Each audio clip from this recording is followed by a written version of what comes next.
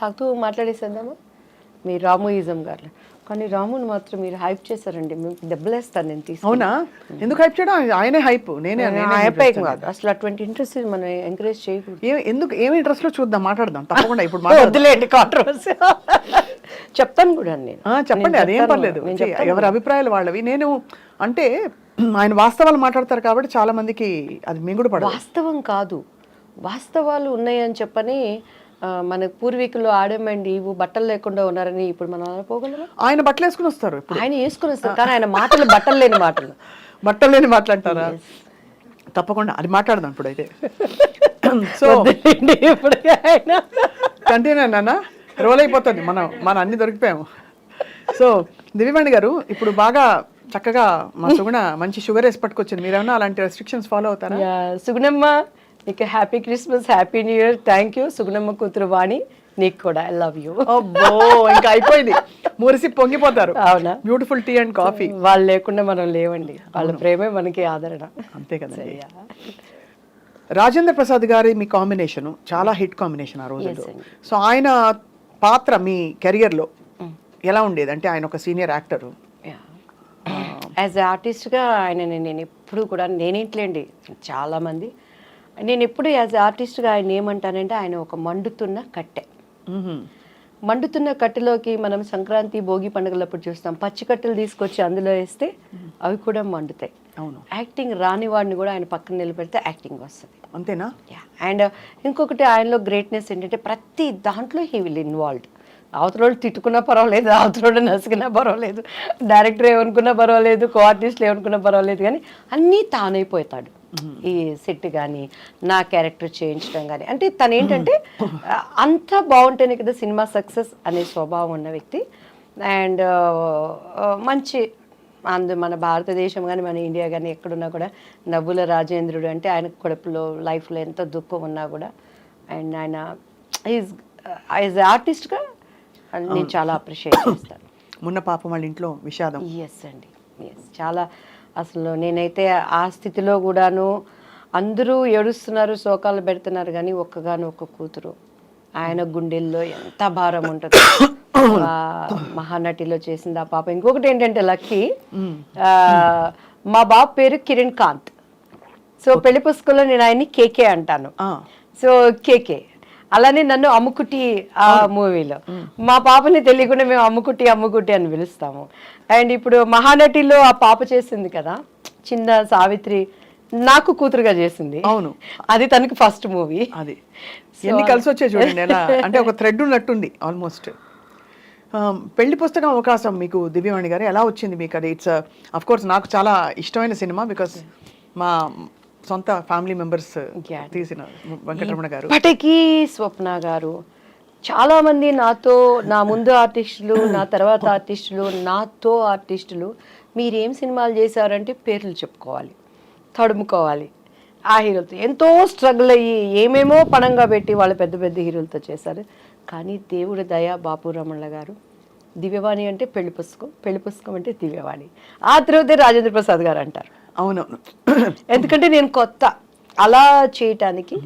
And అది అసలు నేనైతే సినిమా ఇండస్ట్రీలో అలసిపోయి, నేను సినిమా ఇండస్ట్రీకి సెట్గానేమో నిజంగా వెళ్ళిపోయి పెళ్లి చేసేసుకొని ఏ అంటలు తోక్కుంటానో ఏదో ఒకటి చేసుకుంటా ఉండొచ్చు. మా బావ ఉండేవాడు, మా అత్తయ్య గారు అబ్బాయి, మా అత్తయ్య గారు అబ్బాయి నేను పెళ్లి చేసేసుకుంటా, నన్ను పంపించేయండి అన్న టైంలో బాపు గారి దగ్గర నుంచి కాల్ వచ్చింది. ఇట్లా బాపు గారు చూస్తారంటే ఈయన కూడా అంతే, అందరూ డైరెక్టర్ లాగానే ఉంటారు, వేవేవో మాట్లాడతారు, నేను అలా ఉండను అంటాను. ఇంటికి వచ్చినాక మా అమ్మ ఇండైరెక్ట్గా తిడుతుంది, డైరెక్ట్గా తిడితే మళ్ళీ నన్ను భరించలేరు ఎవరు, ఇండైరెక్ట్గా తిడుతుంది. నేను ఇంకా ఏడ్చుకుంటా చీదుకుంటా ఉంటాను, నన్ను పంపించండి నేను మళ్ళీ చదువుకుంటాను అంటాను. ఇది కూడా అంతేలే అని చెప్పని తలకు బాగా నూనె పెట్టుకున్నాను. అప్పుడు చీర కట్టాలంటే మమ్మీనే కట్టేవాళ్ళు, నాకు అంత కట్టుకోవటం రాదనమాట. సో బాపు గారి దగ్గరికి వెళ్ళినప్పుడు తలకి లక్ ఏంటంటే ఆ రోజు తలస్నానం చేయలేదు, తలకు నూనె పెట్టుకున్నాను. ఆ హోమ్లీ కావాలనేది నాకు తెలీదు.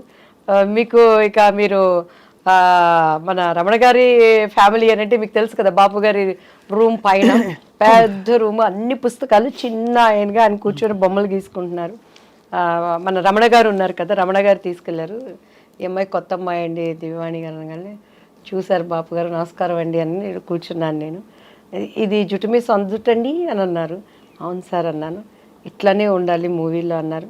సరేనండి అని, ఎందుకంటే నేను ఓకే అవననేది నాకు లోపల ఒక అభిప్రాయం. బట్ నాకు అప్పుడు బాపు గారి విలువ నాకు నిజంగా తెలియదండి. బాపు గారు ఎంత గొప్ప మనిషి. ఎందుకంటే నేను సినిమాలు చూసేదాన్ని కాదు. ఈ క్వార్టర్లీ హాఫ్ ఇయర్లీ ఎగ్జామ్స్ వస్తే ఒక సినిమా, అది కూడా అప్పుడు మనకు తెలిసిన హీరోలు ఎవరు, శోభన్ బాబు, కృష్ణ. మా అన్నయ్య ఏమో కృష్ణ ఫ్యాన్స్, మేమేమో శోభన్ బాబు ఫ్యాన్స్. ఈ 2 సినిమాలు అంటేనే ఇంట్లో అడుక్కుంటే కానీ పంపించండు మా నాన్నగారు. అట్లా నేను పెరిగిన దాన్ని. లోతుగా సినిమా ఏంటి, పరిజ్ఞానం ఏంటండి. ఇప్పుడు రాజేంద్ర ప్రసాద్ గారు వీళ్ళందరూ ఏం చెప్తారు, మేము ఏంటి డబ్బింగ్ 75 పైసలకు చెప్పాము, అన్నం లేకుండా ఉన్నాము, దీని మీద కసితో వచ్చాము. సూపర్ స్టార్ కృష్ణ గారు కానీ ఇప్పుడున్న మెగాస్టార్లు కానీ. నాకు అట్లంతా నేను రాలేదు, తేపడ్డాను కాబట్టి నాకు అసలు సినిమాలు ఇవన్నీ తెలియదు అనమాట. సో బాపు గారి విలువ తెలియకుండా అప్పుడు ఆయన ఏమడిగారంటే, మా అమ్మగారు అన్నారు, మిస్సమ్మ సినిమా చూసావమ్మ అన్నారు. నిజంగా పాత సినిమాలు ఏం చూస్తాం, ఈ ట్రెండ్లో పెరిగిన వాళ్ళం. మా అమ్మ ఇంకా చూస్తే ఇట్లా అన్నారు అమ్మ. అంటే చూశానని చెప్పానంటే, చూశాను సార్ అన్న. నిజంగా నేను మిస్సమ్మ చూడలేదు. అబద్ధం, ప్రామిస్ అబద్ధం చెప్పాను. మళ్ళీ ఇంటికి వెళ్ళినాక మొట్టికాయలు పడతాయి, పప్పు గుత్తికారుతో డబ్బులు పడతాయి. ఎవరు పడతారు అవన్నీ చూసి చూశాను సార్ అన్న. కానీ సేమ్ అందులో క్యారెక్టరే మీది అని అన్నారు. అలాగే సార్ అన్నాను. నీకు కాళ్ళు చూపి అమ్మ అన్నారు. మా అమ్మాయికి ఇలా చూసాను. మా అమ్మగారు పాప ఆమె భయపడతా, ఈ అవకాశం అన్నా మా అమ్మాయికి రావాలి, ఏదో ఒకటి మా అమ్మాయి ద్వారా మేము ఇండస్ట్రీలో ప్రూవ్ చేసుకోవాలని కాళ్ళు చూపించాను. ఎందుకంటే ఆ మూవీలో ఎక్కువ కాళ్ళకి షార్ట్స్ ఉంటాయండి. మహానుభావులు. నా స్టోరీ నాకు మిస్సమ్మ సినిమా మళ్ళీ చూడమ్మా అని అన్నారు. అలాగే సార్ అని చెప్పాను. ఇంటికి వెళ్ళిపోయాను. టక్ టక్ టక్ టక్ అగ్రిమెంటు, డేట్స్ ఫిక్స్ అయిపోయినాయి. 45 days కంటిన్యూస్గా షూటింగ్. అమ్మ అన్ని మాట్లాడేశారు, డబ్బులు ఏమిటి అసలు, ఎన్ని రోజులు? రమణ గారు ఉన్నారు, మన మేనేజర్ రమణ గారు, ఇప్పటికే ఆయనే ఉన్నారు. శ్రీరమణ గారు అంతా మమ్మీ మాట్లాడుకున్నారు. శ్రీరమణ గారు అంటే పెద్దవారు? నో ఇప్పుడు ముళ్ళపూడి వెంకటరమణ గారు, బాపు గారు. శ్రీరమణ గారు ఈజ్ ద ఇంకా పర్మనెంట్ కుటుంబ సభ్యులు. అవును, ఆయన అదే శ్రీరమణ గారు అంటే ఆయనే కదా. శ్రీరమణ గారు అంతా మాకు మమ్మీతో మాట్లాడారండి. నెక్స్ట్ డే ఆంధ్రజ్యోతి, ఈనాడు, బాపు బొమ్మ దివ్యవాణి అని వచ్చింది. ఫస్ట్ ఫోన్ మా ఇంటికి వచ్చింది. అప్పుడే మారిందా మీ పేరు? దివ్యవాణి అప్పుడు మారలేదు కదా, అంతకు ముందే ముందే మారిపోయింది. అంటే నాకు ఫస్ట్ నేను చేసినప్పుడు డాన్స్ రాజా డాన్స్ అని చేశాను. అనుకోకుండా మొన్న వినోద్ రాజా అని బెంగళూరు ఒక ప్రైడ్ మీటింగ్కి వెళ్ళినప్పుడు కలిశానండి. దాంట్లో అప్పట్లో చిరంజీవి గారు సిడీ తెప్పించుకొని చూసారు ఆ అబ్బాయి డాన్స్కి. లీలావతి గారి కొడుకు కన్నడ రాజ్ కుమార్ గారు. సో ఆ టైంలో నాకు దివ్య అని పేరు పెట్టింది ద్వారకేష్ గారు. ఆయన భవ్య అని ఒక అమ్మాయిని పరిచయం చేశారు. సో దివ్య అని ఆయన పెట్టారు. మమ్మీకి వాణి అంటే ఇష్టం, దివ్యవాణి అలా అయిపోయింది. సో బాపు గారు ఇక దివ్యవాణి కానీ ఫస్ట్ మా ఇంటికి వచ్చిన కాలు దాసనారాయణరావు గారు. మీరు ఒక మాట అన్నారు, అంతకు ముందు మీరు చాలా విసిగిపోయారు, బాపు గారు అవకాశం కూడా అలాగే అవుతుందిలే అనుకున్నారు. చాలా అయ్యాయి ఆడిషన్స్. అంటే ఏమయ్యేది ఆడిషన్లో?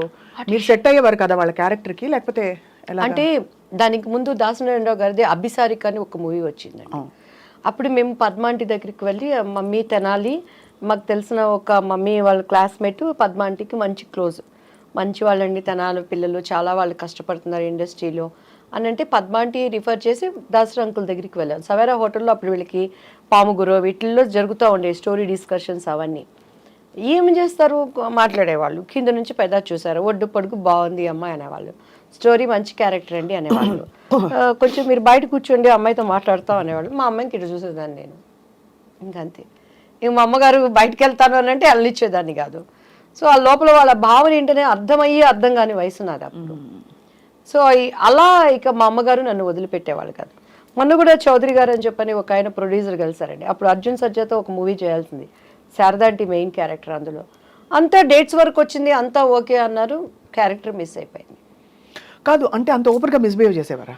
నా దగ్గర మిస్బిహేవ్ చేసి నా దగ్గర బతికి బట్ట కడతాడండి వాడు ఎవడైనా. అదే అందుకని ఎందుకంటే ఇప్పుడు జీలో అప్పుడు ఉండేది. అదే మీరు బోల్డ్ గా కనిపిస్తున్నారు చాలా. బట్ ఎలా మీకు అర్థమైపోయేది వాళ్ళ మనసులో ఏమిటని? అంటే మా మమ్మీతో మాట్లాడేవాళ్ళు. మా మమ్మీ అమ్మాయి చిన్నపిల్లండి, తను ఫ్రెండ్లీగా మంచి ఆర్టిస్ట్ అండి, మా అమ్మాయిలో టాలెంట్ ఉందండి అని అలా అనేవాళ్ళు. ఇంటికి వచ్చినాక డిస్కషన్ జరుగుతుంది కదా. నన్ను బాగా రెచ్చగొట్టేది మా అక్క అయితే, చూడు నువ్వు చేయాల్సిన క్యారెక్టర్ అమ్మాయి చేసింది చూసుకోండి, చేసుకొని నాకేంది, నేను ఎప్పుడు ఏ క్యారెక్టర్ పోయిందని ఏడ్చింది లేదండి.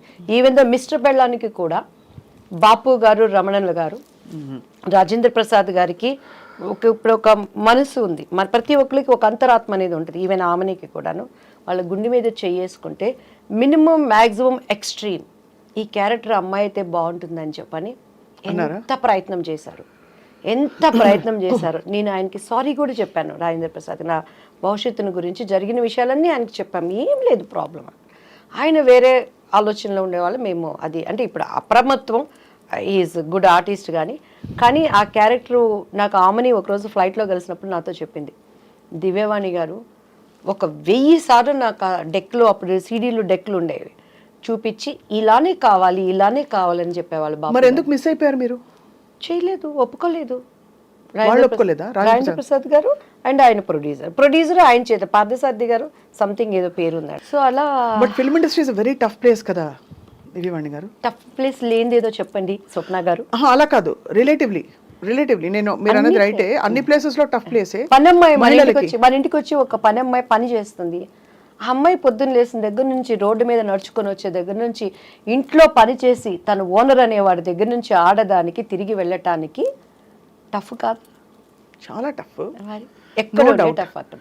కానీ ఇక్కడ ఎంత మొహమాటంగా అందంగా ఉంటుందంటే మీరు చెప్తున్న సన్నివేశాలు ఆలోచిస్తే, ఇప్పుడు అమ్మగారు ఎంత అర్థం చేసుకుని మిమ్మల్ని తప్పించుకుని కాపాడుకుని జాగ్రత్తగా నెట్టుకొచ్చారు. మీరు అదే చెప్తున్నాను, అలా చేయలేని పరిస్థితులు చాలా మందిని చూసాను. నాకు ఆర్టిస్టుల్ని చెప్పడం ఎందుకులే గానీ అన్నల దగ్గర అంటే కొంతమందికి అది తప్పు అనిపించకపోవచ్చు, అది వాళ్ళ చాయిస్. నేను తప్పని నేను ఎప్పుడు అంటలేదు. నవేడేస్ ఇప్పుడు కూడా నేను అంటున్నాను, నవేడేస్ అవనేది ఫ్యాషన్ అయిపోయింది, కామన్ అయిపోయింది, అది ఎంజాయ్మెంట్ అయిపోయింది. నేను తప్పని ఇప్పటికీ నేను చెప్పట్లేదు. 2 చేతులు కలిస్తేనే చెప్పట్లు, చేతులు కలవనప్పుడు ఈ చేయి కాబట్టి. కాకపోతే మనం అనుకున్న విధంగా హైప్ అవ్వలేవచ్చు. కానీ దేవుడు అనేవాడు ఒకటి ఉంటాడు, న్యాయం అనేది ఒకటి ఉంటుంది. మన అంతరంలో ఒక ఆలోచన పుట్టక ముందే ఈ నోస్ వాట్ ఈజ్ మనం ఆలోచిస్తున్నాం అనేది, దానిని నిలబెట్టేవాడు ఆయన. సో అది నన్ను ఇంతవరకు నిలబెట్టింది. ఎంతమంది ఉన్న తెలుగు చరిత్ర ఉన్నంత వరకు నా శత్రువు అయినా నా మిత్రువు అయినా ఆ పని అనేది ఉండాల్సిందే. నన్ను అంగీకరించే వాళ్ళైనా అంగీకరించిన వాళ్ళైనా ఆ పాట అనేది దేవుడు అలా దానిని జతపరిచాడు అనుకుంటానండి. అండ్ ఎస్పెషల్లీ బాపు రమణ గారు అసలు ఇండస్ట్రీకి వాళ్ళు విరుద్ధమైన వ్యక్తులు, అంటే వాళ్ళ మనస్తత్వాలు అంత స్వచ్ఛంగా ఉంటాయని. స్వచ్ఛమైన మనుషులు. నాకు జరిగిన అన్యాయానికే మళ్ళీ పాపం వాళ్ళు పెళ్లి కొడుకు మూవీ తీసి అందులో నాకు తెలిసి లాస్ వచ్చింది. అదే అప్పుడు బంగారు పిచ్చి కానీ విజయ నిర్మల్ గారు చేసిందనమాట. సో నరేష్ గారు నేను చేశాము. అది అక్కడేమో చంద్రమోహన్ గారు విజయ నిర్మల్ గారు చేశారు. సో సేమ్ స్టోరీ ప్రజలకు అంతా ఎక్కక అది అనుకున్న విధంగా ఆడలేకపోయింది. బట్ నాకు మంచి పేరు వచ్చింది. దానికోసము వెంకటరమణ గారు తన పక్కనున్న సైటుకి అప్పుడు ఫైనాన్షియల్ దీనికి బాపు గారు ఇచ్చేశారు. అంత స్నేహబంధం వాళ్ళు అసలు చూస్తే రిలేషన్స్ అనుకుంటాం కానీ స్నేహితులు అనేది చాలా రోజుల వరకు నాకే తెలియదండి. సో అన్నీ ఉన్న విస్తరాకు అణిగి మణిగి ఉంటుంది అనడానికి. అవును, ఇండస్ట్రీలో ఉండే పద్ధతులకి విరోధమైన వాళ్ళు అండ్ నాకు మనసున్న మనుషులు. నేను బాపు గారితో న్యూ ఇయర్ టైంలో ఆటలు కూడా ఆడాను ఆయనతో. మొన్న కూడా రోజా ఒకసారి దుబాయ్లో బాపు గారికి లైఫ్ టైమ్ అచీవ్మెంట్ అవార్డు ఇస్తున్నప్పుడు చెప్పింది, ఒక ఆడది అందగత్తె అంటే ఎన్ని రివార్డ్స్ వచ్చినా బాపు బొమ్మ అనేది అది ఒక క్రెడిట్. అది దివ్యవాణి కొట్టేసింది. నాకు చాలా జెల్సీగా ఉండేది. ఫుల్ లెంగ్త్ నేను క్యారెక్టర్ ఆయన దగ్గర నేను చేయలేకపోయాను. అఫ్కోర్స్ ఆ తర్వాత నేను అదేంటి ఒక మూవీ చెప్పిందండి ఎన్టీఆర్ గారిది ఏదో, దాంట్లో నేను ఒక సాంగ్ చేశాను నేను అని చెప్పాను. అది అంటే ఆడవాళ్ళంటే అందరూ అందమే, అందరూ బాపు బొమ్మలే. ఎస్పెషలీ బాపు బొమ్మ అంటే ఆయన జనరేషన్స్ ఎంతమంది చేసిన, అవును వాణిశ్రీ గారు వాళ్ళు చేసిన, నా జనరేషన్స్ ఎంతమంది చేసిన, ఆమెని నేను ఎంతమంది, నా తర్వాత జనరేషన్ చార్మి వాళ్ళు మిగతా వాళ్ళు ఎంత చేసినా బాపు బొమ్మ అంటే దివ్యవాణి. అది నా ఇంటి పేరుగా మార్చబడింది కదా, అదే నాకు దేవుడిచ్చిన ఒక ధన్యత అండి. అదే మరి చారెడు బారెడు పిడికెడు గుర్తుందా? పిడికెడు నల్లని కూరలు బారెడు. ఆ జడబట్టుకున్నప్పుడు మీరు చూడండి, ఆ షార్ట్లో చూస్తే నా కళ్ళన్నీ ఎర్రగా ఉంటాయి అనమాట. అప్పటికే ఒక యుద్ధం అయిపోయేది నా మీద, ఇన్ని నిందలు ఏడ్చి షార్ట్ రెడీ అనగానే వెళ్ళిపోయేది అనమాట. మళ్ళీ అట్లా మీ డైలాగ్ మేము వాడేసుకుంటుంటాం, చెంగల్పట్టి శాంతారాం అంటే మీరే కదా. అదోటి అమ్ముకుట్టి మనసిలాయో కిట్టమూర్తి కిట్టమూర్తి తెలుసులే ఓయ్ అదే. ఓయ్ అందులో కూడా రమణ గారి ట్యాగ్ ఉంటుందండి ఆ సాంగ్స్. అండ్ అందులో స్వప్న గారు నా జీవితానికి నేను అనునించుకునే డైలాగుల్లో ముఖ్యమైనది, అండ్ రాజేంద్ర ప్రసాద్ గారు చెప్తారు ఒక డైలాగు. నేను అక్కడికి వెళ్ళి డ్యాన్స్ నేర్పిస్తూ అక్కడ ఉన్నప్పుడు మంచి చెడులు రాసులు పోసుకొని ఉండవట. అవును, అవకాశము ఉంటే మంచివాడు కూడా చెడ్డవాడిగా మారుతాడు, అవకాశం లేకపోతే చెడ్డవాడు కూడా మంచివాడిగా ఉంటాడు. కస్టమ్స్ అండ్ సుఖమ్స్, ద కాంబినేషన్ ఈజ్ లైఫ్. అంతే, పర్ఫెక్ట్ కదా అది. నా జీవితంలో ప్రతి చోట ఎదురయ్యే బిట్స్లో ఎంత అనుభవంతో ఎంత జ్ఞానంతో ఆయన ఆ డైలాగ్ రాశాడు. ప్రతి మనిషికి ఒక్కొక్క మనిషిలో ఉండే కలర్స్, నటన, నా బిడ్డలు కానీ బయట వాళ్ళు కానీ నమ్మిన వాళ్ళు కానీ బయటకు వచ్చేటప్పుడు అంతా మంచి చెడులు రాసుకుపోసుకొని ఉండవు. అవకాశం ఉందంటే మంచోడు కూడా చెడ్డోడు అయిపోతాడు, అవకాశం లేకపోతే చెడ్డోడు కూడా గప్చిప్ సాంబార్ బుడ్డి. నేను మంచోడిని. సో అలా లైఫ్లో. అండ్ నా లైఫ్ ఏంటంటేనండి, మా మమ్మీ దగ్గర ఏం తెలీదు, మా ఆయన దగ్గర అంతకన్నా తెలీదు. ఇప్పుడు ఈ 5 ఏళ్ళు దేవుడు నిమిత్తమై నేను బయటకు వస్తున్నప్పుడు, పాలిటిక్స్లోకి వచ్చినాక, ఓ ఇది ఇలా ఉంటారా, ఓ ఇది ఇలా ఉంటారా, వాళ్ళు ఇలా ఉంటే నేను ఇలానే ఉంటాను, అది నష్టమైనా నిజాన్ని బ్రతికించుకుంటాను, అదే నా హీరో, అది నన్ను కాపాడుతుంది అనే విధంగా వెళ్ళి ఈరోజు యథార్థవాది లోక విరోధి అనేదానికి సాదృశ్యంగా. మీరు చాలా బోల్డ్గా ఉన్నారు. అంటే మీరు ఇప్పుడు ఇంకా ఫీల్డ్లో ఉన్నట్టే, మీరు ఎంత పాలిటిక్స్లోకి వచ్చినా సినిమా ఇండస్ట్రీలో ఉన్నట్టే ఒక నటిగా మీరు ఇప్పటివరకు చెప్పిన విషయాలే ఇంత క్యాండిడ్గా ఎవరు మాట్లాడలేకపోయారు. అయ్యో, అంటే అది మీ ధైర్యానికి నిజంగా జోహార్లు. అలా వెళ్ళాలి లేదు, అలా కాదు అనేది. అంటే మీరేమి ఎవరిని దూషించలేదు, మీ పరిస్థితులు మీరు చెప్పారు, అది చాలా పెద్ద విషయం. కానీ ఆ తర్వాత కూడా మీరు ఎదురవుతూ ఉండిందండి, అంటే కష్టం. ఇప్పుడు మనకి కొన్ని గీతలు మనం గీసుకుంటాం, మనకి ఇలాంటి కాస్ట్యూమ్స్ వేసుకోను, ఈ ప్రవర్తన నాకు నచ్చదు అని. ఆ గీతలలో ఉండడం వల్ల ఇంకా తర్వాత కూడా మీరు అవకాశాలు కోల్పోయారా, లేకపోతే చాలా కోల్పోయాను? మిస్టర్ పెళ్ళాం ఒకటేనా? చాలా ఆమె సినిమా నేను చేయాల్సింది ఈవీవి గారిది, అండ్ నాకు అడ్వాన్స్ కూడా ఇచ్చేసారు, వెనక్కి వెళ్ళిపోయాను. గరానా మొగుళ్ళలో వాణి విశ్వనాథ్ క్యారెక్టర్ నేను చేయాల్సింది, దానిని మిస్ అయిపోయాను. మిస్ అయిపోవడం అంటే they just come and tell you know. ఇంకా అంతే, ఇక ప్రాబ్లమ్స్. అది ఎవరన్నా అనుకోండి, డైరెక్టర్లు అనుకోండి, హీరోలు అనుకోండి, మేబీ వాళ్ళ దానికి ముందు మీకేమన్నా డైరెక్ట్ ఇండికేషన్ వచ్చేదా దట్ ఏదో ఎక్స్పెక్ట్ చేస్తున్నారు వీళ్ళని? 100% వచ్చేది. మమ్మీ వాళ్ళకి అంత ధైర్యం చేసేవాళ్ళు కాదు నా దగ్గర, పాప ఏమీ నన్నైతే ఇబ్బంది పెట్టేవాళ్ళు కాదండి. నేను ఇక్కడ గొప్ప ఏంటంటే నా టాలెంట్ నన్ను బ్రతికిచ్చింది. దివ్యవాణి అంటే సింగిల్ టేక్ ఆర్టిస్ట్, అక్కడ లోపం ఉందంటే కెమెరామ్యాన్తో పక్క ఆర్టిస్ట్తో, కానీ నాది ఎప్పుడు. అండ్ ఎందుకంటే అంత డెడికేట్ మైండ్గా డైలాగ్స్ కానీ డ్యాన్స్ కానీ, నాకు లాంగ్వేజ్ తెలియకపోయినా కూడాను డెడికేట్ మైండ్తో నేను ఏది ఉన్నా కూడానండి, ఈవెన్ దేవుడి పని కానీ, ఇప్పుడు సంబంధం లేకుండా రియల్ ఎస్టేట్ అనేది నేర్చుకుంటున్నాను ఇక్కడ. కొంతమంది మన దాంట్లో కూడా డెడికేట్ మైండ్తో చేస్తాను, పొద్దున్న లేస్తే దాని మీదే వర్కౌట్ చేస్తాను. అలా నేనేమి ఎక్కడ బైబుల్ కాలేజీకి వెళ్ళలేదు, బైబుల్ థెరపీలు పొందలేదు, కానీ అక్కడ నిలబడినప్పుడు నేను షికాగోలో చాలా టైం ఇస్తారండి వాళ్ళు, కానీ అక్కడ 1.5 hours 2 hours when God spoke through with me, whole Chicago దేవుడు మాట్లాడాడు అనే విధంగా, అక్కడ హృదయాలకు తాకే విధంగా నేను దేవుడు పాదాలు పట్టుకుంటాను. అట్లా ఏది చేసినా నాకు తెలియకపోయినా కూడాను దాన్ని తెలుసుకోవడానికి ప్రయత్నం చేసేదాన్ని. అది ఇండస్ట్రీలో నన్ను నిలబెట్టింది. ఎందుకంటే నాకు బాగా చిరంజీవి గారు ఇచ్చిన కాంప్లిమెంట్ అనమాట. 3 సినిమాలు ఒకటే సంవత్సరంలో, పెళ్లి పుస్తకం, ఇద్దరు పిల్లల ముద్దుల పోలీసు, ఎదురింటి మొగుడు హ్యాట్రిక్, హిట్ చిత్రాల కథానాయిక అని అప్పట్లో ఆంధ్రజ్యోతి వీటిలో వచ్చినప్పుడు చిరంజీవి గారు ఒకసారి ఎయిర్పోర్ట్లో చెన్నై, మా అమ్మగారు వెళ్ళిపోయి తొందరగా వెళ్ళు, నమస్తే చెప్పు, బాగా మాట్లాడు, ఆయన పక్కన నీకు వెళ్ళంగానే సార్ నమస్తే అండి అని అన్నారు. సార్ మీతో నేను ఒక్క సినిమా చేయాలి సార్, నాకు సార్ అంటే, నీకేంటమ్మా హిట్ చిత్రాలు కథానాయకువి అన్నారు. నాకు ఆ మాట అసలు ఎంత సంతోషం అనిపించింది అంటే, దాని తర్వాత కొండవీటి దొంగ చేశాను. కొండవీటి దొంగలో శుభలేఖ రాసుకున్న, యాక్చువల్లీ నేను ఆయనకు మరదలు, ఆ సాంగ్ నాకు ఆయనకి ఉండాల్సింది. కొన్ని అనివార్య చెప్పుకోలేని కారణాల వల్ల ఆ సాంగ్ మళ్ళీ రాధా గారికి మార్చబడింది. ఓహో, అందులో కూడా మళ్ళీ మారి సో అప్పుడు నేను ఏడ్చి మా మమ్మీ మేమంతా మరదల్ క్యారెక్టర్ వేశారు, కానీ ఆ పాట మాత్రం నా కోసం అని పెట్టింది. ఎందుకు? దీనికి ప్రత్యక్షమైన సాక్షి పరచూరు గోపాలకృష్ణ గారు. అంటే ముందు చెప్పారు మీకు, ముందు రోజు ఒక సాంగ్ ఉంటుందని చెప్పారు, కొన్ని కారణాల వల్ల ఆ సాంగ్ని మళ్ళీ మార్చేసి రాధా గారికి ఆయనకి పెట్టారు.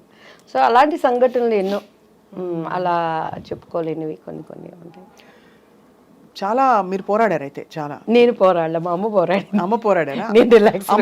అలా నిజంగా కంటికి రెప్పలాగా అమ్మ కనుపాపలా చూసుకున్నారు మిమ్మల్ని నిజంగా, అంతే కదా? అంతే, ఎక్కడ కసికి అందకుండా. మీరు ఫిల్మ్స్ బాగా సాగుతున్న టైంలో మీ వివాహం ఎలా జరిగింది దివ్యవాణి గారు? వివాహం కూడా చేసుకోవాల్సి వచ్చింది ఒక లెక్కన. ముత్తినంత హెండతి అని ఒక కన్నడ మూవీ జరిగిందండి. మాలశ్రీ, సాయి కుమార్, నేను. ఆయన చూడటం, ఇష్టపడటం, అండ్ మా వాళ్ళతో మాట్లాడటం, అండ్ కొన్ని ఇంట్లో వాళ్ళకి ఇష్టపడలేదు, ఎందుకంటే చాలా భవిష్యత్తు ఉంది కదా నా మీద. మంచి అంటే అందరూ మంచి పీక్లో ఉన్న మీరు. నాకు 22 yearsకే మా బాబు పుట్టేశాడు. But did you feel you made a wrong choice అప్పుడు? 100%. ఎందుకంటే కెరియర్ పీక్లో ఉన్నప్పుడు ఏ స్త్రీ కూడా, అందులో ఇట్స్ అ పవర్ఫుల్ పొజిషన్, ఆర్థిక స్వాతంత్రం, డబ్బులు, పవర్, ఫేమ్ అన్ని. అప్పుడు ఏమనిపించేది అంటే, ప్రేమించారా? ప్రేమించబడ్డాను. ఓకే, సో అందరి జీవితాల్లో అవుతాయండి. సో ఇట్స్ లైక్ ప్రేమ అంటే మనకు తెలియదు, అంత సీన్ లేదు మన ఫేస్లకి. ప్రేమించబడ్డాను అనమాట. అంటే ఇంకొకటి ఏంటంటే స్వప్న గారు, నేను 14 yearsకి ఇండస్ట్రీకి వచ్చేసాను. డాన్స్ 87. నా 10th ఇంకా నాకు ఇది కూడా రాలేదు, ఏమంటారు దాన్ని, నా రిజల్ట్స్ కూడా రాలేదనమాట. మా నాన్నగారు చనిపోయారు. సో ఆ సినిమా హిట్ అయిపోయింది. ఒక 6 months ఏదో నా మీద వర్కౌట్ చేశారు మమ్మీ వాళ్ళు క్యారెక్టర్స్ కోసం. నా ఆల్బమ్ రావటం అప్పట్లో ఎస్పి వెంకన్న బాబు గారికి చేతుల్లోకి వెళ్ళింది. ఆయన డేట్స్ చూస్తానికి తీసుకునే టైంలో టక్టక్క సినిమాలు రావటం, రామారావు గారు, పసుపులేటి రామారావు గారు డేట్స్ చూసేవాళ్ళు, ఉమా అంకుల్ చూసుకునేవాళ్ళు. కొన్ని దానిగా వచ్చాయి. 3 years నాన్ స్టాప్గా నేను ఇల్లు చూడలేదు. ఒకలాంటి హోమ్ సిక్ అయిపోయేది. మా ఇంట్లో ఒక్కొక్క పిల్ల, మా అక్క, మా అన్నయ్య. అట్లా టైంలో నేను కళలో ఆ సినిమా హిట్ కొట్టడం, వెళ్ళిపోవటం, చేయటం నాకేమైపోయేదంటే పొద్దుగూకులు వర్క్, అమ్మ నాన్న. సో ఆ టైంలో ఏదో ఒకటి నాకు ఐ వాంట్ సంథింగ్, అది నాకంటూ ఒక స్వతంత్రమైన జీవితం అని చెప్పుకోలేని పరిస్థితి. నేను నా భావనలు నేను చెప్పుకోలేను. డ్రెస్ వేసుకోవాలా, అమ్మ చెప్పింది వేసుకోవాలి.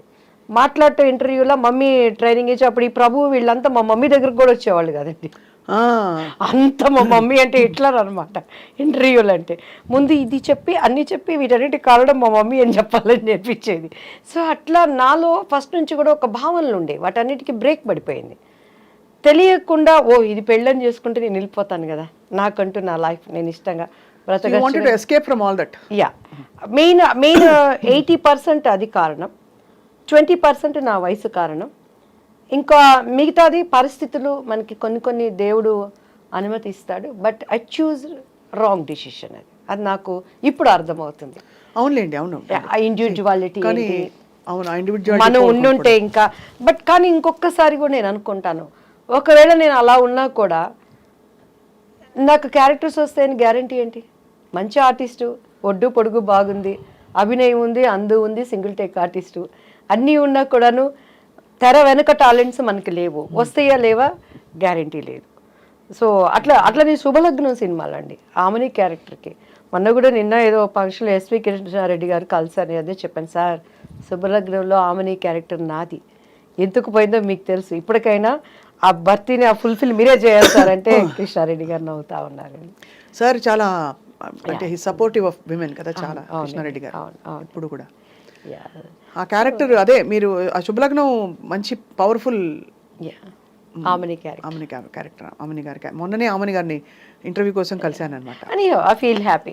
నా అలాగే కష్టంతోనో వచ్చిన ఇంకొక వాళ్ళకి రావటం, వాళ్ళకి అది లైఫ్ అవటం కూడా ఐ అప్రిషియేట్. వాళ్ళకి మంచి, ఎవరికైనా మనం బాగుండాలి, అందరూ బాగుండాలంటే దానికి అర్థం అదే కదా. కానీ నేను ఎప్పుడు బాధపడలేదని, ఏ రోజు ఈ క్యారెక్టర్ నాకు పోయింది అని బొక్కబార్లు పడుకొని అన్నం మానేసి ఏడ్చింది. గ్యాప్లో ఏం చేసేవారు మరి? ఆలోచిస్తూ కూర్చునేవారా? ఇప్పుడు సినిమాలు మధ్య గ్యాప్లో అసలు గ్యాప్ ఎక్కడుంది స్వప్న గారు? పెళ్ళయ్యే వరకు నాన్ స్టాప్ పోరాటం. తర్వాత ఇంకా పెళ్లి వల్ల మీరు బ్రేక్ తీసుకున్నారు. మ్యారేజ్ అయిపోయింది, ఇమీడియట్ గా కన్సీవ్ 22 yearsకి నా బాబు పుట్టేశాడు. 24 yearsకి నా పాప. వాళ్ళ క్యారియర్తో అడపా సీరియల్స్ అవి చేసుకోవటం. అండ్ ఆఫ్టర్ దట్ వాళ్ళ చదువులు. ఇప్పుడు కొంచెం అలా ఊపిరి పీల్చుకుంటున్నాను కొంచెం. What was the biggest tragedy in your life మన దివ్యవాణి గారు? ఆ, మా బాబు పుట్టినాక నాకు కొంచెం హస్బెండ్ సైడ్ చాలా ఇబ్బందులు ఫేస్ చేశానండి. అండ్ అప్పుడు ఆ ట్రాజడీని కూడా దేవుడు ట్రాజడీ అని తెలియకుండా నా కుటుంబీకులు నన్ను చాలా ఆదుకున్నారు. అండ్ బాబు హెల్త్ విషయంలో బాగా సఫర్ అయ్యాను. ఆఫ్టర్ దట్ చెన్నై వచ్చేసాను నేను. అప్పటి నుంచి నేను సింగిల్ పేరెంట్. ఇప్పటివరకు కూడా బయట ప్రపంచానికి ఎవరికి తెలియదు. ఫస్ట్ టైం మీకే మీ ఇంటర్వ్యూలోనే చెప్తున్నాను. Single parent. బట్ మా వారు చాలా మనసున్న వ్యక్తి. He's good father, good husband. కానీ కొన్ని అనుకోని సంఘటనలు నా కళ్ళతో నేను చూడటం ద్వారా దగ్గరైన మనుషులకి దూరంగా బ్రతుకుతూ ప్రపంచం కోసం అండ్ నేను ఒక నీతి నియమాలతో ఉండే అనేటువంటి కట్టుబాట్ల కోసం నా పిల్లలకి నేనే ప్రపంచం. But is very lovely father. Is a good father to them. It's good husband. మీకు వారికి అంటే గుడ్ హస్బెండ్ ఎందుకు లేదు, every minute he will take care about me. కొన్ని ఏంటంటే అక్కడ పరిస్థితులు వాటిని నేను మళ్ళీ ప్రభువుని అంగీకరించటం, అది అభిప్రాయ భేదాలు అనేవి రావటం వల్ల మానసికంగా దూరం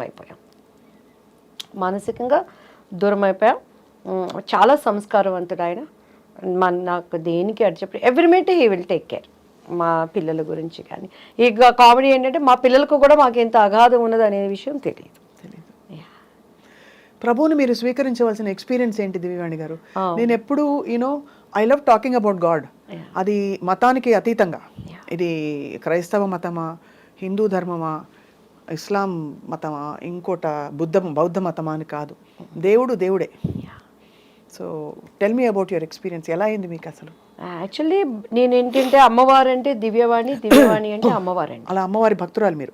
భయంకరంగా సుప్రభాతం మనం పాడామంటే ఎంఎస్ సుబ్బలక్ష్మి అక్కర్లేదు అంత. ఇక అక్కడ ఎక్కడ మనకి తిరుపతి టెంపుల్ ఎలా ఉంటుందో మీరు ఇన్నే ఓపిక ఉందంటే 2 చరణాలు నాకు ఇప్పటికీ గుర్తున్నాయి. చెప్పండి అమ్మా తల్లి, చెప్పండి తల్లి. ఎలా అంటే 4 గంటలు అయ్యేసరికి ఇంట్లో గంట మన ఇంట్లోనే మోగుతుంది. టేప్ రికార్డు ఉండదు. మా పిల్లలు చిన్నోళ్ళు. మా అబ్బాయికి మొత్తం స్నానం చేయించేసి పంచి కట్టేసి నాతో పాటు దేవుడి గదిలో కూర్చోబెట్టి అలంకరణ అంతా అయిపోయిందంటే కౌసల్యా సుప్రజా రామ పూర్వ సంధ్యా ప్రవర్తతే ఉత్తిష్ట నరశార్దూల కర్తవ్యం దైవమాన్నికం ఉత్తిష్టో ఉత్తిష్ట గోవింద ఉత్తిష్ట గరుడధ్వజా ఉత్తిష్ట కమలాకాంత త్రైలోక్యం మంగళం కురు మాతః సమస్త జగతాం మధుకైటభారే వక్షో విహారిణి మనోహర దివ్యమూర్తే శ్రీస్వామి నిశ్చిత జనప్రియదానశీలే శ్రీవేంకటేశ దయతే తవ సుప్రభాతం తవ సుప్రభాతమరవిందలోచనే భవతు ప్రసన్నముఖచంద్రమండలే విధిశేంకరేంద్ర వనితాభిరర్చితే వృషశైలనాద దయతే దయానిదే కమలాకుచూచుక కుంకుమతో నియతారుణితాతుల నీలతనో కమలాయతలోచన లోకపతే విజయీ భవ వెంకట శైలపతే సచతుర్ముఖ షణ్ముఖ పంచముఖ ప్రముఖాఖిల దైవతమౌళిమణే శరణాగత వత్సల సారనిదే పరిపాలయ మాం వృషశైలపతే. మీకు నమస్కారం. అసలు దేవాది దేవుడికి సమస్త మహిమ మనకి ఎంత ఎంత చక్కగా అంటే ఎన్నిసార్లు వినుంటే మీకు అలా వచ్చిందో అర్థం అవుతుంది మీ ఇంటి వాతావరణం ఎలా ఉండేదని చెప్పి. మరి అక్కడి నుంచి అంత భక్తి ఒక్కటే కదా దివ్యవాణి గారు, మీరు పద్ధతి మార్చుకోవాల్సిన అవసరం, ఆ అనుభవం ఏమిటి? పద్ధతి మార్చుకోలేదు, మార్గం మార్చుకున్నాను ఫస్ట్ ఆఫ్ ఆల్. అండ్ నేనేంటంటేనండి మా పాప కన్సీవ్ అయినప్పుడు 16 సోమవారం వ్రతం చేసేదాన్ని. ఎలా అంటే పొద్దున్నే చన్నీళ్ళతో స్నానం చేసి పుట్ట మీదకి వెళ్ళి పుట్ట మీద నుంచి మట్టి తీసుకొచ్చి దానిని లింగం చేసి దాన్ని దాంట్లో పెట్టి వ్రత కథవంతా చదువుకొని ఉమ్ము కూడా మింగకుండా నా కడుపుతో ఉన్న వాళ్ళకి ఆకలేసేది. మా పాప లోపల నుంచి ఇళ్ళ గీకేది. అలా కఠినంగా నేల మీద కూర్చొని నేను పూజలో అంత దీనిగా ఉండేదాన్ని. మా ಆಡಪಡಿಸಲು అయితే ಪೂಜೆ ಅಂತ ಮಾಡಿದ್ರೆ ದಿವ್ಯ ನೋಡ್ಕೊಂಡು ಕಳಿಯಬೇಕು, ಎಷ್ಟು ಚಂದ ಡೆಕೋರೇಟ್ ಮಾಡ್ತಾಳೋ ಪೂಜಾ ರೂಮ್ ಎಲ್ಲ మా ఆడపడుచులు అంతా అనమాట. సో అలా టైంలో ఒకసారి నేను పుట్ట మీద నుంచి మట్టి తీసుకొని వచ్చేటప్పుడు మా మంజు అని మా పని అబ్బాయి ఉండేవాడు పక్కన, నాకు హెల్పర్. పుట్ట దగ్గరికి వెళ్ళాలంటే భయం వేసేది. మంచిగా భయ అయితే కಣ నేను తగ్గోబా మన్ను అనేదాన్ని. బన్నీ అక్క అనేవాడు. అంటే ఆ మట్టి మీద చేసినప్పుడు పాము ఎక్కడ వచ్చిద్దో, నన్ను ఎక్కడ గరిసిద్దో అని భయపడితే ఆ పుట్ట మీద మట్టి తీసుకునేదాన్ని. ఒకరోజు మా ఇంట్లో అప్పటి సౌదీ అని చెప్పని కర్ణాటకలో అంతా బచ్మనే అంటారండి, బాత్రూంలోనే రాగి కాగుంటుంది, 24 hours నీళ్ళు కాగుతూనే ఉంటాయి. ఆ కట్టెలు పైనుంచి తీసేటప్పుడు ఇంత పెద్ద కట్ల పాము పడింది కింద. నేను వణికిపోయి పరిగెత్తి దానిని కట్టి తీసుకొని కొడతా ఉన్నాడు ఎవరు, ఆ పిల్లోడు మంజు. నాకు అప్పుడు పాము దేవుడు కదా, పాము దేవుడు కనిపిస్తే ఇప్పుడు స్వప్న గారు రాగానే నాకు ఒక బ్యూటిఫుల్ హగ్ ఇచ్చారు. ఎంత ప్రేమ అంటే ఆ కౌగిలింతలో ఇష్టం, ప్రేమ. ఒక మనిషికి మనిషి ఎంత ఇష్టం ఉంటే దేవుడు కనిపిస్తే నేను వాటేసుకోవాలి కదా, నేను హక్ చేసుకోవాలి కదా. ఆ దేవుడి కోసమే కదా మనం పూజలు చేస్తున్నాం. మరి పాము నేను హక్ చేసుకోవాలి కదా. ప్రతి మనం ఆరాధించే వాటికి పాము సింబల్ ఉంటుంది కదా. ఎందుకు పామును కొడుతున్నాం? దేవుడు వచ్చాడు కదా, దేవుడిని ఎందుకు హక్ చేసుకోలేకపోయానని ఒక ఆలోచన వచ్చింది. ఏమోలే, మన పితరులు చెప్పారు మనం చేయాలి అనుకొని. అలానే వినాయక చతుర్దశి వచ్చినప్పుడు మా బాబుకి చక్కగా పంచికట్టి నగలనేసి వాడికి కూడా ఉండ్రాలు వేసేదాన్ని. ఒకరోజు మా ఇంట్లో ఎలుక వచ్చిందండి. ఎలుక వచ్చినప్పుడు ఎలుకలు అంటే మా వారు చాలా, ఆయన ఎట్లా అంటే అసలు ఫుడ్ దగ్గర బళ్ళు వచ్చినాయి హల్లి బందిదే సాయిస్పూడి అంటారు. చాలా నీట్నెస్, డిసిప్లైన్, చాలా కేర్ఫుల్ ఉంటారు అన్నిట్లో. ఆ ఎలికని చంపడానికి నేను బండి కష్టం నాకే తెలుసు స్వప్న గారు.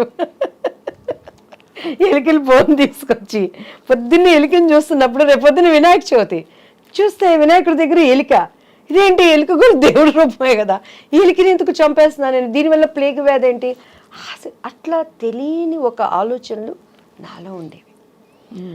సో ఎప్పుడైతే మా బాబు మీద ఈ చేతబడులు చీకటి శక్తులని ప్రయోగించారో, when I start read Bible, పరిశుద్ధ గ్రంథం, ప్రపంచంలో చాలా ఉన్నాయి. ఎవరిచ్చారు అసలు మీకు మా గ్రంథం? అప్పుడు గ్రంథం ఎవరిచ్చారంటే మా బాబు చదువుకునే స్కూల్ టీచరు సెయింట్ జోసెఫ్లో Nirmala aunty, she a believer. ఆమె నాకు బైబిల్ గురించి ఇచ్చి, దివ్య నువ్వు క్రీస్తు దగ్గరికి రా, నీ బాబుకి పరిపూర్ణంగా విడుదల ఇస్తుందని బైబిల్ ఇస్తే, నాకేం తెలుసండి, మా ఇంట్లో నాకు ఇప్పటికీ నా స్కూల్ బుక్స్ అన్నిటికీ అన్ని పండుగలు వచ్చినాయంటే వాళ్ళకి పసుపు పెట్టి మధ్యలో కుంకుమ పెట్టి సరస్వతి చదువు బాగా రావాలని చెప్పని బైబిల్ కూడా అక్కడ తీసుకెళ్ళి పెట్టి దానికి కూడా పసుపు కుంకుమ పెట్టి గంట కొట్టి హారతిచ్చి చదవడం వచ్చేది కాదు. నేను ఎప్పుడు రామాయణం, భాగవతం, భారతం ఇవన్నీ వినటమే కానీ అంత టైం ఎక్కడ ఉండేది చదువుకోవటానికి. పెద్దవాళ్ళు చెప్తే వినటం, నేను ఎప్పుడు చదవలేదు బైబిల్ని. సో ఫస్ట్ టైం నాకేదో దీన్ని చదువు అని ఒక ప్రేరణ వచ్చినప్పుడు, నేను ఆంటీ ఇచ్చింది తీసినప్పుడు ఫస్ట్ నాకు ఏం అర్థం కాలేదు. భూమి ఆకాశం శూన్యంలో నుంచి వచ్చింది, ఒక పేజీ అది చదివే ఏం అర్థం కావట్లేదు, ఏం చదవాలి, మూసి పెట్టేశాను, దండం పెట్టుకున్నాను. మనకు ముచ్చటగా ఏది చేసినా 3 సార్లు చేయాలి. సో ఏంటి బైబుల్, ఎందుకు నేను చదవాలి, నువ్వు నాతో ఏం మాట్లాడతావు దేవుడు యేసయ్య అని నేను దండం పెట్టుకొని ప్రేయర్ చేసినప్పుడు, మీరు నమ్మరు స్వప్న గారు, 3 times అంత పెద్ద పరిశుద్ధ గ్రంథంలో ఒకటేసారి ఒకటే వాక్యం వచ్చింది, తూర్పు పడమర ఉత్తర దక్షిణ నువ్వు ఎటు వెళ్ళినా కూడా నా సన్నిధి నీతో ఉంటుంది. ఆ మాటకి నాకు అర్థం తెలియదు, ఇప్పుడు నేను దాన్ని అనుభవిస్తున్నానండి. వరల్డ్ వైజ్ నేను ఎక్కడికి వెళ్ళినా కూడా గాడ్ ప్రెసెన్స్ ఏంటి, దేవుడు కార్యాలు ఎలా ఉంటాయని. ఆ తర్వాత బైబిల్ చదవటం, నేను పడిన ఒక మంచి చర్చ్ చెన్నైలో జైపాల్ గారు అని చెప్పని, రక్షణ అంటే ఏంటి, అసలు మత మార్పిడి అనే వాళ్ళని, దాన్ని అంగీకరిస్తున్నటువంటి దేవుడిని అంగీకరించిన వాళ్ళని చాలా వాళ్ళకి తెలియచెప్పాల్సింది. ఎక్కడ ఆయన నేను మతం అని చెప్పలేను. ఐ ఆమ్ ద వే, నేను మార్గం, ఐ ఆమ్ ద ట్రూత్, నేను సత్యం, ఐ ఆమ్ ద లైఫ్, నేనే మార్గం, నేనే సత్యం, నేను జీవం. ఆ మార్గం ఏంటి? ఈరోజు మన ఐ డ్రీమ్ స్టూడియోస్కి రావాలంటే జీపీఎస్ పెట్టుకొని వాళ్ళు పంపిన లొకేషన్ పట్టుకొని కరెక్ట్గా వచ్చాను. వచ్చినాక కూడా మన పిల్లలు చెయ్యి ఊపి దీనిలే పైరని అంటే ఆ కరెక్ట్ మార్గం పట్టుకోబట్టి ఇక్కడికి వచ్చాను. ఏంటి ఆయన మార్గం? I'm the truth. ఈ ప్రపంచంలో ఈరోజు సప్న గారు, దివ్య గారు ఇద్దరు కోర్టుకు వెళ్ళారంటే ఒకటే నిజం ఉంటుంది, రెండోది అబద్ధం. దానికోసం వాదనలు జరిగితే ఒక్కొక్కసారి అన్యాయం గెలవచ్చు, కానీ న్యాయం అనేది ఎప్పటికైనా నిలుస్తుంది. ఆయన ఏమంటున్నాడు, ఐ ఆమ్ ద ట్రూత్, నేనే సత్యం, నేను మాత్రమే సత్యం అంటున్నాడు. ఐ ఆమ్ ద లైఫ్, నేను జీవం. ఆ జీవం ఏంటి? ఈరోజు అగ్ని ఆరదు, పురుగు చచ్చిపోదు. ప్రతి ఒక్కడు, ఒక ప్రాస్టిట్యూట్ అయినా, ఒక దొంగ అయినా, మన కులం ఏదైనా, మన మతం ఏదైనా, మనం ఏమనుకుంటాం, చచ్చిపోతే స్వర్గంలో ఉండాలి అనుకుంటాం. ఆ స్వర్గంలో ఉండటానికి జీవం ఎవరు? అంటే స్వర్గం ఉందో లేదో ఎలా తెలుసు మీకు? 100% మంచి ఉంది, చెడు ఉంది, దేవుడు ఉన్నాడు, దయ్యము ఉంది. ఇక్కడ ఓకే, మన భూమి మీద స్వర్గం నరకం ఉంటే, మంచి ఆలోచనలు ఉంటే, మంచి ప్రపంచం ఒక ప్లెజెంట్ గా ఉంటే ఆ స్వర్గం అనుకుంటాం. స్వర్గం అనేది లేకుండా ఊహల్లో యమదొంగ సినిమా ఎలా చేశారు? అలాంటి స్వర్గలోకం అంటారా? నేను స్వర్గలోకం అదేం చెప్పట్లేదు, అప్పట్లో నాకు అదే స్వర్గం. కానీ బైబిల్ చదివినాక 100% దానిని పరలోకం అంటారు. మన భాషలో కొలెక్వల్ లాంగ్వేజ్లో అర్థం అవటానికి స్వర్గం అని నేను చెప్తున్నాను. 100% ఉంది. అది ఇక్కడ ఉన్నట్టు ఉండదు. దేవుడి రాజ్యం ఒకటి ఉంది. అసలు మనం అక్కడ వారసులుగా ఉండటానికి దేవుడు తన రూపంలో తనలాగా ప్రతిదీ సృష్టించుకున్నాడు. ఎందుకంటే బైబిల్లో ప్రతిదానికి ఆన్సర్ ఉందండి. ఒకసారి నాకు పరశుర్ అంకుల్ కాల్ చేశారు, ఏంటి ఈరోజు నీ దివ్య పలుకులు రాలేదు అని. అప్పుడు నాకేంటంటే కొంచెం ప్రార్థన చేసుకుని ఏదొచ్చిందంటే వచ్చేసి నాకు ఇష్టమైన వాళ్ళందరికీ ఫార్వర్డ్ చేసేదాన్ని. చేస్తుంటే ఏంటి నీ దివ్యమైన పలుకులు రాలేదు అని అన్నాను. అంటే లేదు అంకుల్, నేను కొంచెం ఏదో వర్క్లో ఉండి పంపించలేకపోయాను, పంపిస్తాను. నిన్న ఒకటి అడుగుతాను చెప్పవే అన్నారు. అడగండి అంకుల్ అన్నాను. కోడి ముందా గుడ్డు ముందా అన్నారు. కోడి ముందు అంకుల్ అన్నాను. ఇత్తు ముందా చెట్టు ముందా అన్నారు. చెట్టే ముందు అంకుల్ అన్నాను. ఎట్లా చెప్తావే అని అన్నారు. నా బైబిల్లో ప్రతిదానికి సమాధానం ఉంది అంకుల్. దేవుడు ఆయా ప్రకారము ఫస్ట్ పశు పక్షాదులని నిర్మించాడు అని ఉంది, వృక్షాలని క్రియేట్ చేశాడు అని ఉంది, దానికి ఫలాల్ని వృద్ధి చేశాడు అని ఉంది. అవి తర్వాత ఫలించినవి, అక్కడ విత్తులు వచ్చాయి. సో దాని ఆధారంగా బైబిల్లో ప్రతిదానికి ఆన్సర్ ఉంది అంకుల్ అని. నీకు ఎక్కడి నుంచి వచ్చింది ఈ జ్ఞానం అన్నాడు. జ్ఞానం సిగ్గుపరచడానికి దేవుడు వెర్రివాడిని ఎంచుకుంటాడు అంకుల్, నేను ఎర్రిదాన్ని కాబట్టి నన్ను ఎంచుకున్నాడు. నేను జ్ఞానిని కాదు అంకుల్, నేను ఎర్రిదాన్నే. Still I don't know anything. కానీ దేవుడి దగ్గర కూర్చున్నప్పుడు ఆయన జ్ఞానం ఇస్తాడు. నిజం స్వప్న గారు, నాకు ఇప్పుడు కూడా కార్డు పెట్టి డబ్బులు తీయటం రాదు. ఆయన ఎవరు లైస్. నేను ఎప్పుడైనా చిన్న చిన్న అబద్ధాలు ఏమన్నా ఒకటి ఆడతానంటే, నేను డబ్బులు దాచిపెట్టుకొని మా పిల్లలు ఏదైనా పీడిస్తున్నాయి, మమ్మీ దగ్గర డబ్బులు లేవు, ఇబ్బంది పెట్టమాకండి అని చెప్తాను. అండ్ ప్లాన్డ్గా ఉంటాను లైఫ్లో. మనం ఎప్పుడు ఇలా అనకూడదు అనే దానికి ఉంటాను, కానీ నేను ఎప్పుడూ అబద్ధాలు చెప్పాను. కాబట్టి టీడీపీలో నేను అంత గట్టిగా మాట్లాడిన అన్ని ఛానల్స్ కూడాను ఎవరు నాకు కౌంటర్ ఇవ్వలేకపోయారు. ఎందుకంటే బాబుగారు అంటే నాకు ప్రాణం, బాబుగారు అంటే చాలా ఇష్టం. టీడీపీ నుంచి నేను బయటకు వచ్చినాక కూడాను నన్ను అపోజిషన్లో ఉన్నప్పుడు ఆ రోజు జగన్ గారి పార్టీలో ప్రతి ఒక్కళ్ళు సంప్రదించారు. ఇప్పటికైనా రండి, మీలాంటి వాయిస్ కావాలి అన్నప్పుడు నేను ఎందుకు, జగన్ గారు నాకు విరోధి కాదు, యాజ్ ఎ బిలీవర్గా ఆయన నేను చాలా అభిమానిస్తాను. కానీ అక్కడ నేను అమరావతి అప్పుడు ఒక ప్రార్థన చేశానండి. మీరు కావాలంటే ఆ ప్రార్థన మీరు చూడండి. ఇది అమరావతిగా ముద్రించబడాలి దేవా అని చేసిన ప్రార్థన వ్యర్థమైపోతుంది. ఈరోజు నాకు ఇచ్చే ఆపర్చునిటీ పదవులు చూసుకుంటే, దేవా ఈ ప్రార్థనని నేను అబద్ధం చేయకూడదు తండ్రి అని నా పొలిటికల్ భవిష్యత్తును కూడా నేను అప్పుడు మానుకున్నాను. నా దేవుడు